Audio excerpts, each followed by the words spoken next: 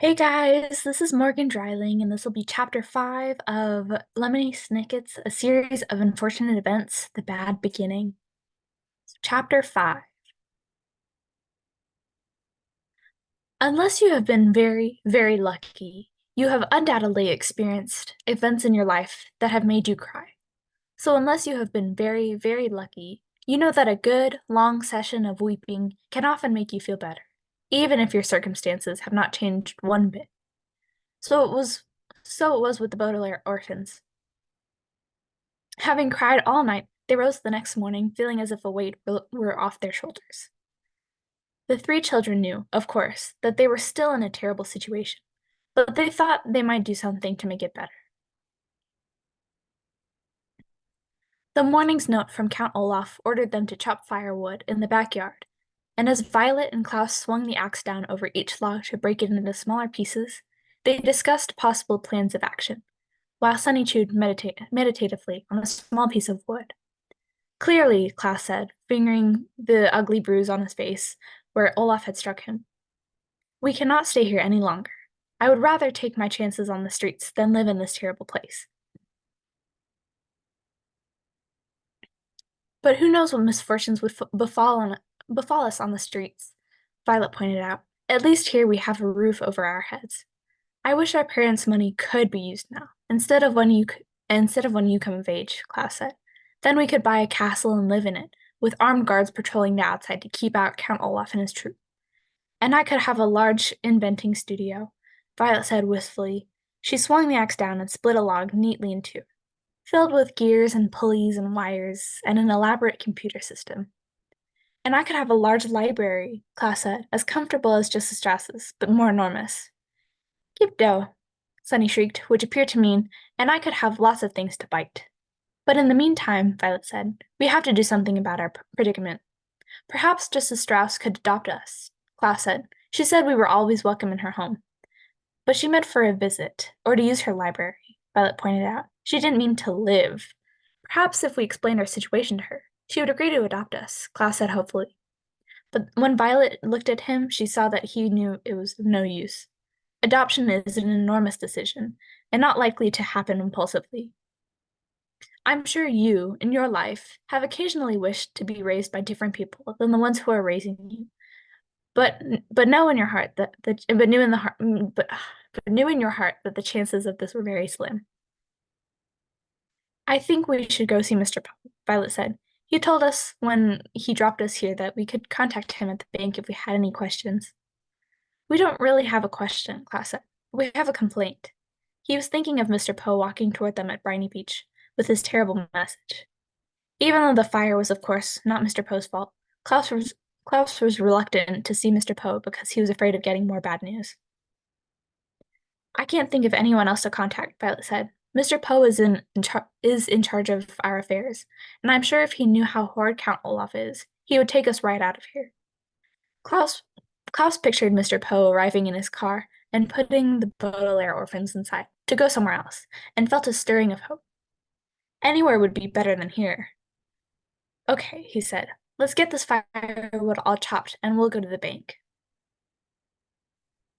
Invigorated by their plan, the Baudelaire orphans swung their axes at an amazing speed, and soon enough they were done chopping firewood and ready to go to the bank.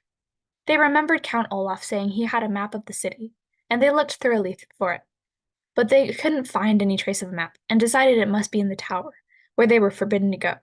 So, without directions of any sort, the Baudelaire children set off for the city's banking district in hopes of finding Mr. Poe. After walking through the meat district, the flower district, and the sculpture district, the three children arrived at the banking district, pausing to take a refreshing sip of water at the fountain of a fountain of Victoria's finest.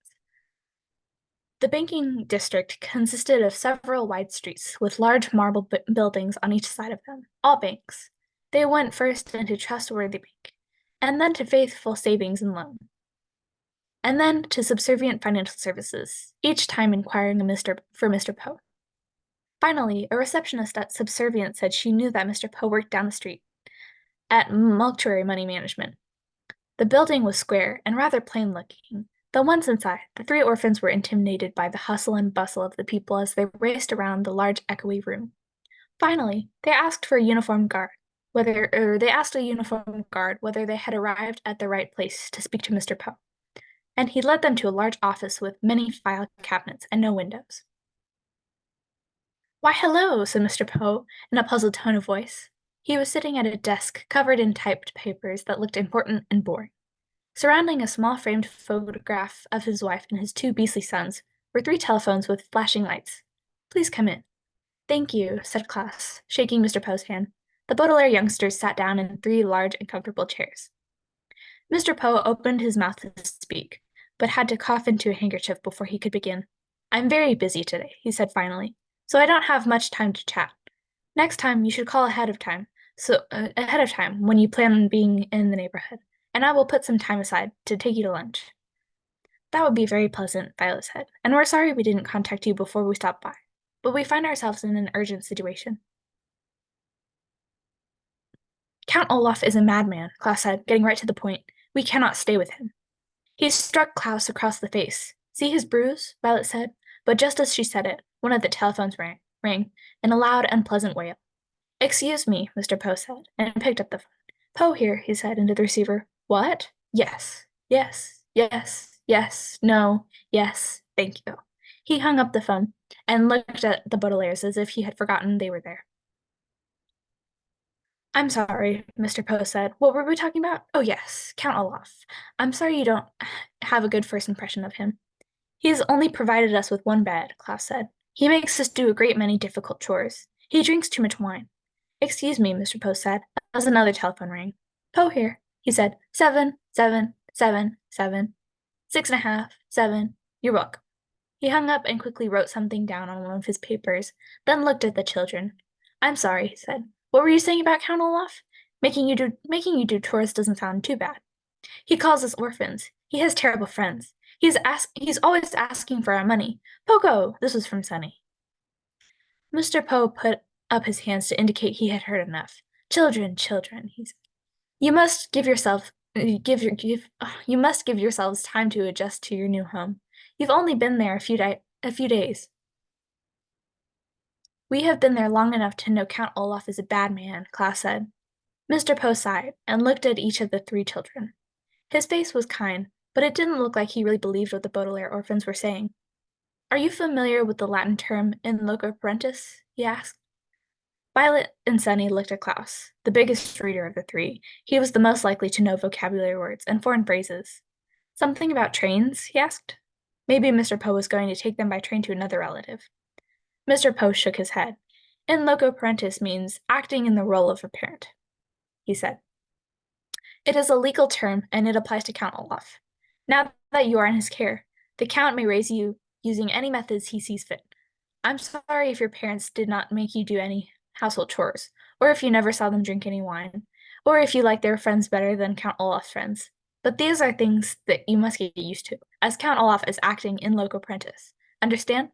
"But he struck my brother," Violet said. "Look at his face." As Violet spoke, Mr. Poe reached into his pocket for his handkerchief, and, covering his mouth, coughed many, many times into it.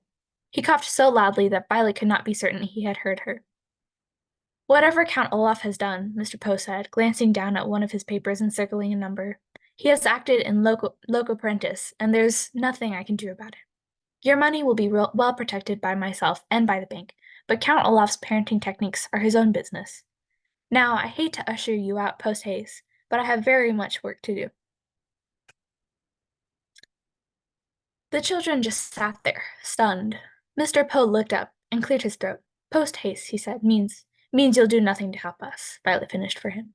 She was shaking with anger and frustration. As one of the phones began ringing, she stood up and walked out of the room, followed by Klaus, who was carrying Sunny. They stalked out of the bank and stood on the street, not knowing what to do next. "What shall we do next?" Klaus asked sadly. Violet stared up at the sky. She wished she could invent something that could take them out of there. "It's getting a bit late," she said. "We might as well just go back and think of something else tomorrow. Perhaps we can stop and see Justice Strauss." "But you said she wouldn't help us," Klaus said. "Not for help," Violet said. "For books." It is very useful when one is young to learn the difference between literally and figuratively. If something happens literally, it actually happens. If something happens figuratively, it feels like it's happening.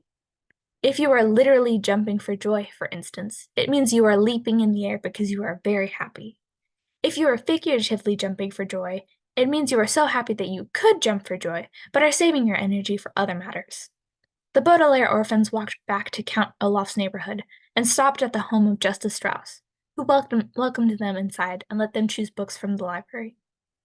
Violet chose several about mechanical inventions, Klaus chose several about wolves, and Sunny found a book with many pictures of teeth inside. They then went to their room and crowded together on the one bed, reading intently and happily. Figuratively, they escaped from Count Olaf and their miserable existence. They did not literally escape, because they were still in his house and vulnerable to Olaf's evil in loco apprentice ways. But by immersing themselves in their favorite reading topics, they felt far away from their predicament, as if they had escaped. In the situation of the orphans, figuratively escaping was not enough, of course, but at the end of a tiring and hopeless day, it would have to do. Violet, Klaus, and Sunny read their books and, in the back of their minds, hoped that soon their figurative escape would eventually turn into a literal